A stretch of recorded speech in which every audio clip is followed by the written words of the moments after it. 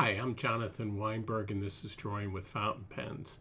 Today I'm going to talk about the Jinhao 9013. It's a great bargain.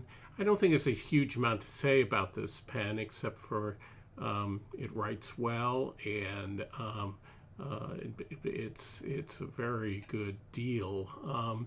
But at the end of this video, I'm going to talk about a new project that comes out of the last video I did, where I talked about my cat. And what I'm going to be doing going forward is doing some drawings of some of the viewers' pets. And so wait to the end, and I'm going to give you details about how you can participate in that. So here are all three of the pens that are in the Jinhao series, the Dado series. This is the huge one that has gotten a lot of attention, the 9019. This is the 9016, and this is the 9013. What's interesting about this pen, the big pen, I mean, it really is huge, and sort of the size of the famous Pilot Namiki Emperor pen, is that it has a number 8 nib, so that's a big nib, and then it has, I think the thing that is most exciting about this pen is it has a very large converter, and this is really a great innovation. Why have all converters be the same size? Why not do a big converter? And so Jinhao provided this very large converter, which holds quite a lot of ink. So the 9016 is smaller.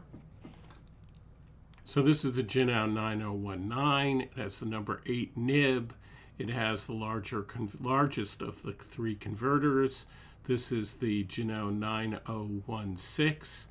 It also has a large converter, but not as large as the converter on the 9019. It has a standard number 6 nib, which is very nice. So you could, on this pen, substitute the nib if you decided you wanted a Jovo nib or even a gold nib, and then you could take advantage of having the bigger converter. So, and these are very affordable pens that you can play around with. So I think the 9016 is a very exciting pen to use for experimenting, even putting a G nib on it, the kind of flex nib that is used normally in a dip pen. You could probably experiment with this pen.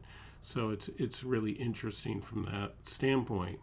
And now the 9013, which is much smaller, and as a result, it's not really doing much of anything in terms of innovation. So it doesn't have a number 8 nib on it. It has a standard number 6 nib, and it uses a standard international, or really Chinese converter, because you find out that some of the international converters really don't work necessarily, but anyway, it holds the same capacity of ink as a standard converter. So here you sort of see how it sort of steps down. What makes the one thing that is kind of unusual about the pen, besides its small size, is the tiny little flecks of gold that are in the material. It's kind of unusual and surprising because they didn't do that in the other 2 pens. So that's kind of special. I don't know what I feel about that. I'm not sure I like it any better. I think I would probably like it better if it was just clear, but a lot of other people are enjoying the fact that it gives it a kind of glittery effect. It's I think a nicely made pen, but it's very clear that it is put together, made in a mold. You can see the marking of the mold here, and at the bottom there's actually a hole here.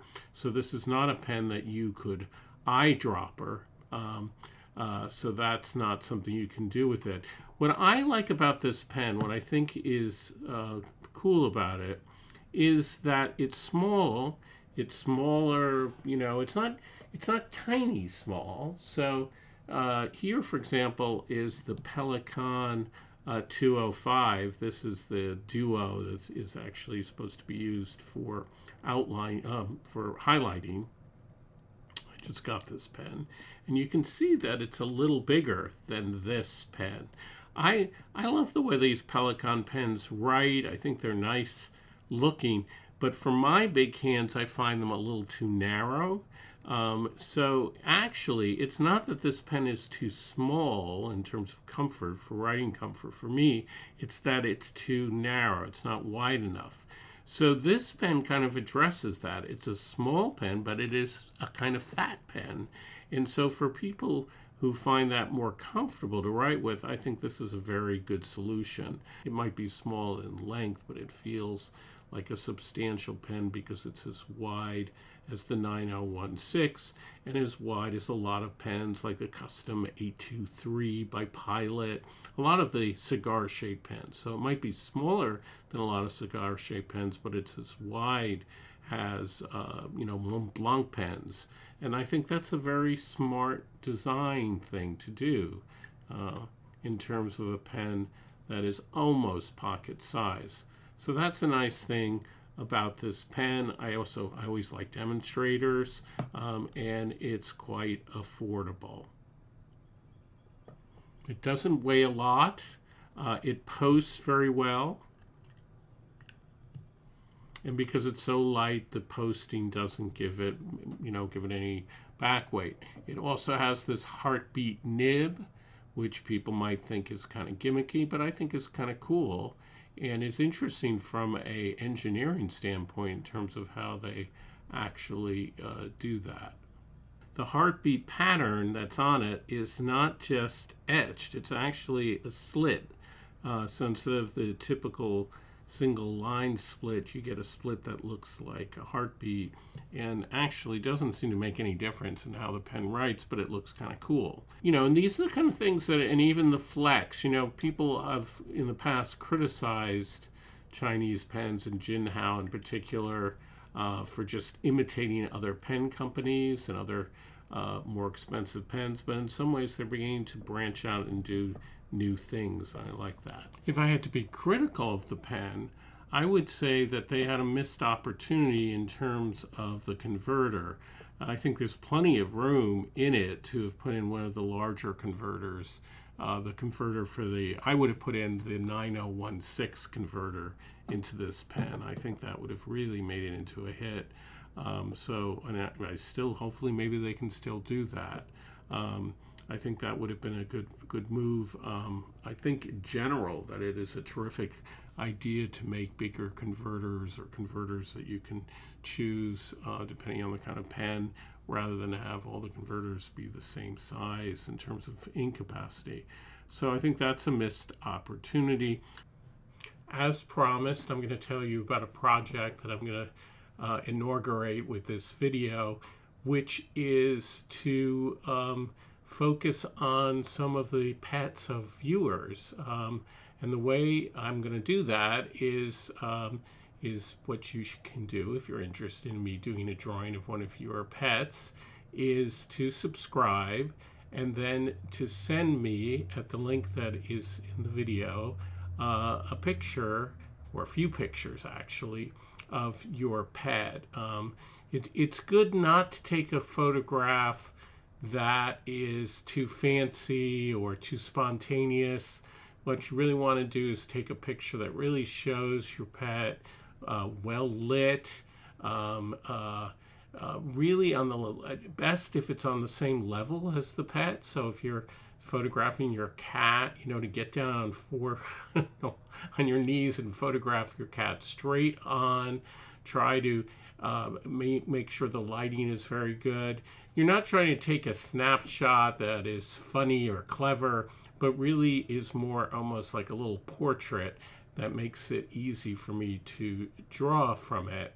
And to give you an idea of what I have in mind, I think some of you already have seen my drawings of my cat, but today I'm doing a drawing of Lord Carrington using the Jinhao 9013, and that was sent by a good friend of mine.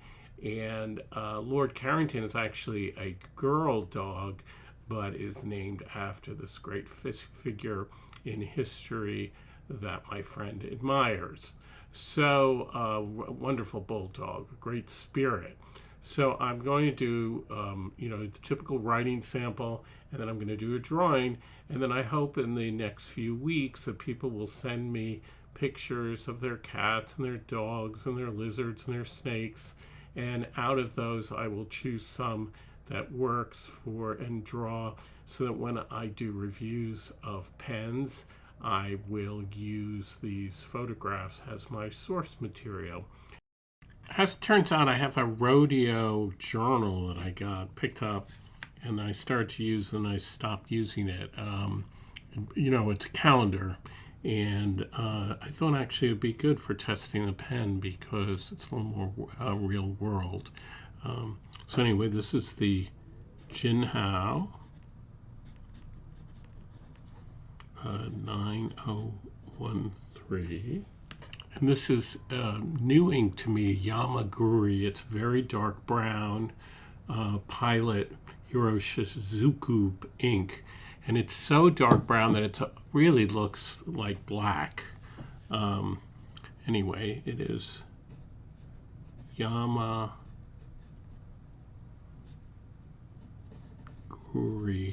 ink. And it is Rhodia, I guess, journal, or it's kind of day book. And this is a fine nib.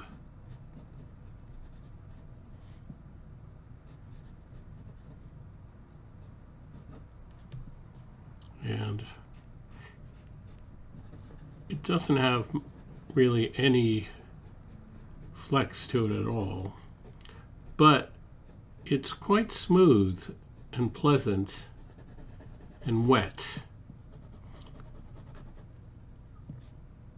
And actually, when you see the wetness and you smear it, you see that this is brown ink.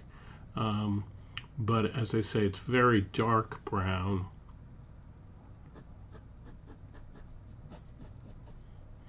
One thing is that the nib does very good reverse writing. So that's nice for drawing because you can get a fairly medium line and then with the other side get a fairly fine line. So that's actually quite nice.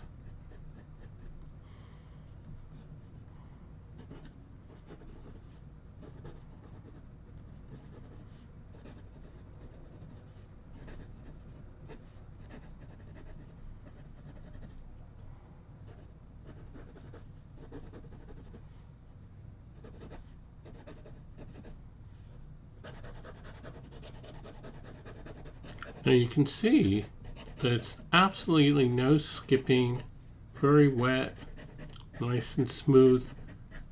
I think this is as good as a standard Jovo nib, to tell you the truth.